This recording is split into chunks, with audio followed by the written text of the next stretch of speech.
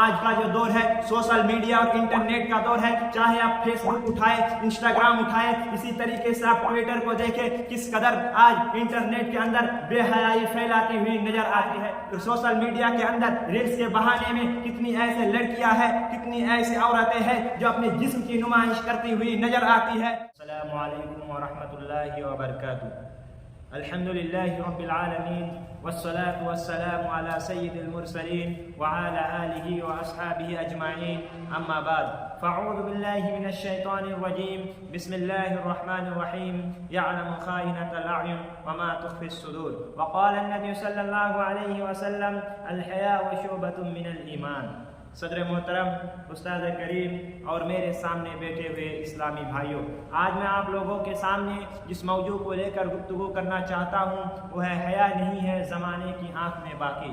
محترم سامعین اکرام، شرم و حیا ایک اچھی اور پاکیزہ انسانی صفت ہے، یہ جس کے اندر آ جاتی ہے اسے خوبصورت اور مزین کر دیتی ہے اور وہ اپنے سماج اور معاشرے کا پاکیزہ ترین انسان بن جاتا ہے۔ وجہ یہی ہے کہ شریعت اسلامیہ نے اسے ایمان کا ایک حصہ قرار دیا، جیسا کہ اللہ کے رسول صلی اللہ علیہ وسلم نے فرمایا الحیاء شعبۃ من الایمان، متفقون علیہ۔ اللہ تبارک و تعالیٰ کی صفت میں سے ایک صفت حیا ہے۔ اسی طریقے سے اللہ کے رسول صلی اللہ علیہ وسلم نے فرمایا ان اللہ عز وجل حلیم حی ستیر يحب الحیاء والستر فإذا اغتسل أحدكم فليستتر، وقال هذا حدیث صحیح، حدیث نمبر 404۔ محترم سامعین اکرام، اللہ تبارک و تعالیٰ کے ساتھ ساتھ اللہ کے رسول پیغمبر اسلام بھی نہ صرف اس صفت سے متصف و مزین تھے بلکہ حیا کا یہ عالم تھا کہ حضرت ابو سعید خدری رضی اللہ تعالی عنہ فرمایا کہ کان رسول صلی اللہ علیہ وسلم اشد حیاء من الغدراء فی خدرها، متفق علیہ۔ محترم سامعین اکرام، جب صفت حیا کی اس قدر اہمیت و عظمت ہے تو آئیے ہم جانتے ہیں کہ اس کی لغوی اور اصطلاحی معنی کیا ہے۔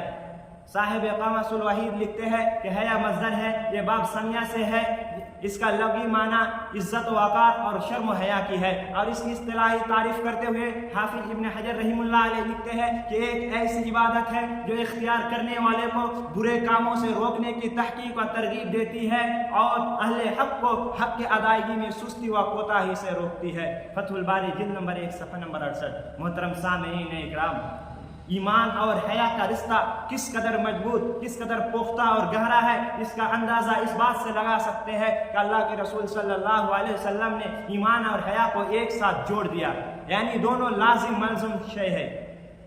اگر ایک انسان کے اندر سے شرم و حیا ختم ہو جاتی ہے تو ایمان جیسا لازوال نعمت اور نعمت عظمیٰ بھی اسے ختم ہو جاتا ہے، جیسا کہ اللہ کے رسول صلی اللہ علیہ وسلم نے فرمایا ان الحیاء والایمان قرنا جميعا فاذا رفع احدهما ورفع الاخر، صحیح الجامع حدیث نمبر 1603۔ محترم سامعین اکرام، اہل علم نے حیا کی دو قسم بتائی ہے، نمبر 1 اللہ تبارک و تعالیٰ سے حیا کرنا، نمبر 2 انسان کو انسانوں سے حیا کرنا۔ محترم سامعین اکرام، لوگوں کو چاہیے کہ وہ اللہ تبارک و تعالیٰ سے حیا کرے، کیونکہ وہ آنکھوں کے خیانت اور دل کے اندر چھپی ہوئی باتوں کو جانتا ہے، جیسے کہ ارشاد ربانی ہے یعلم خائنۃ الاعین وما تخفی الصدور۔ محترم سامعین اکرام، اللہ تبارک و تعالیٰ سے کما حق کہو حیا کرنے کا مطلب کیا ہے؟ مطلب یہ ہے کہ انسان اپنے زبان، اپنے آنکھ اور اسی طریقے سے اپنے پیٹ کو حرام کاموں سے بچائے اور وہ موت کو یاد کرے۔ محترم سامعین اکرام، اسی طریقے سے دنیا کی زینت کو اللہ تبارک و تعالیٰ کے لیے ترک کر دے، بلخت جگر خلوت و جلوت میں اللہ تبارک و تعالیٰ کے تمام حرام کردہ کاموں سے مکمل اجتناب کرے۔ محترم سامعین اکرام، جب ایک انسان کے اندر سے شرم و حیا ختم ہو جاتی ہے تو اللہ تبارک و تعالیٰ تمام سابقہ آسمانی کتاب میں اس صفت کا ذکر کیا اور تمام گزشتہ قوموں کو اسے اپنانے کی تاکید و تلقین فرمائی اور نہ اپنانے کی صورت میں اس کا خطرناک نتیجہ سے بھی اسے آگاہ کر دیا، جیسا کہ اللہ کے رسول صلی اللہ علیہ وسلم نے فرمایا کہ اگر شرم و حیا ہی باقی نہ رہے تو جو دل میں آئے کر، یعنی جب ایک انسان کے اندر سے شرم و حیا جیسی صفت حامدہ اور صفت حامدہ اور عادت حسنہ سے عاری و خاری ہو جاتا ہے تو جو جی میں آتا ہے وہ کرتا جاتا ہے، یہاں تک کہ دنیا کا دلیل ترین اور خبیب ترین کام کرنے میں بھی ذرہ برابر بھی ندامت و شرمندگی محسوس نہیں کرتی ہے۔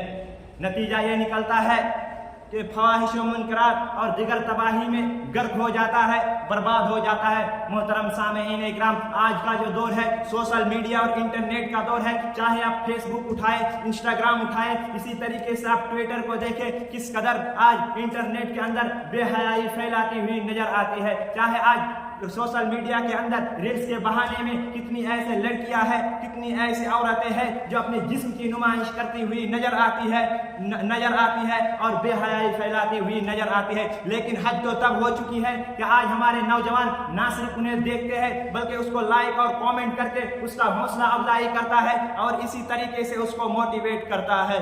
لیکن حد تو تب ہو جاتی ہے کہ اس وقت بھی والدین کی چپی نہیں کھولتی، اس کے زبان سے ایک لگ نہیں نکلتی۔ اللہ اکبر! غور کرنے کا مقام ہے، آج لڑکیاں غیر مسلم لڑکوں کے ساتھ راتوں رات بھر باتیں کرنا، ان سے راتوں رات بھر چیٹنگ کرنا، اسی طریقے سے بغیر ولی کے عدالت میں شادی رچانا۔ بتائیے یہ بے حیائی نہیں ہے تو کیا ہے؟ بتائیے یہ بے حیائی نہیں ہے تو بے پردگی نہیں ہے تو کیا ہے؟ صحیح کہا تھا محسر انسانیت نے کسی زمانے میں، اذا لم تستحی فاصنع ما شئت۔ اب میں اپنی تقریر کو علامہ اقبال کی اس شعر کے ساتھ ختم کرنا چاہتا ہوں کہ حیا نہیں ہے زمانے کی آنکھ میں باقی، حیا نہیں ہے زمانے کی آنکھ میں باقی، خدا کرے کہ جوانی تری رہے بیدار۔ آخر میں اللہ رب العالمین سے دعا ہے، رب العالمین ہم تمام مسلمانوں کو صفت حیا سے متصف ہونے کی توفیق عطا فرما۔ رب العالمین ہم تمام کو صحیح معنوں میں مسلمان ہونے کی توفیق عطا فرما۔ رب العالمین ہمیں کتاب و سنت پر عمل کرنے کی توفیق عطا فرما۔ آمین۔ تقبل یا رب العالمین۔ السلام علیکم ورحمۃ اللہ وبرکاتہ۔